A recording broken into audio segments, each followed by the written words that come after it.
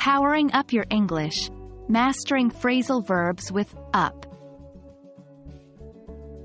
Hello learners. Welcome back to our series on phrasal verbs. Today, we are focusing on a common, yet powerful phrasal verb, clean up. Clean up is one of the many phrasal verbs that include the word up.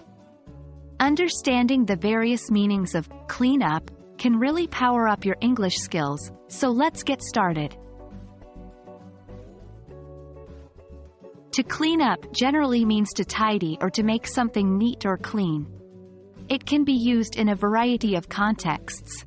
For instance, you can clean up your room, clean up after a meal, or even clean up a mess. Here are some examples. I need to clean up my desk. It's a mess. Can you help me clean up after the party? Remember, like many phrasal verbs, clean up is an inseparable phrasal verb. This means the two words must stay together.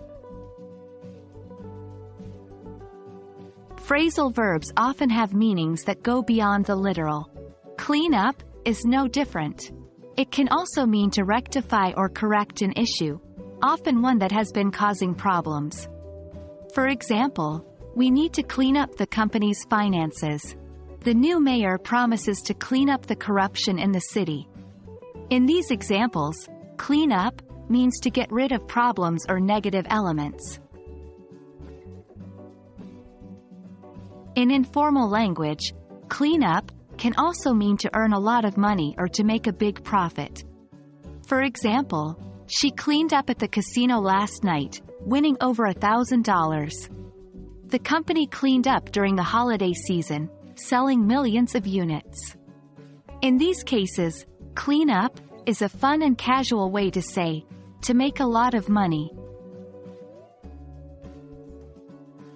Phrasal verbs like clean up can add flexibility and nuance to your English. By understanding the literal and figurative meanings of clean up, you're taking a big step in enriching your English vocabulary.